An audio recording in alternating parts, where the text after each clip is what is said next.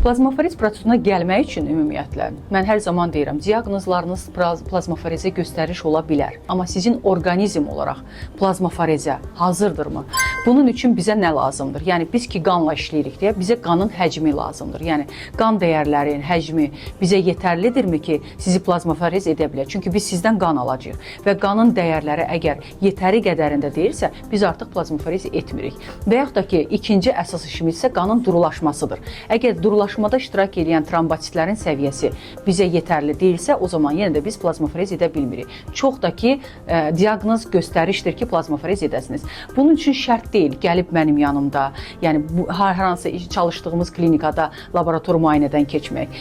Fərq etməz. Ürəyiniz harda istəyirsinizsə, bizə yetərlidir ki, qanın ümumi analizi verilsin. Yetər ki, biz bu proseduru tətbiq, icra etməyimiz üçün bizə qanın ümumi analizin müayinəsi verilsin.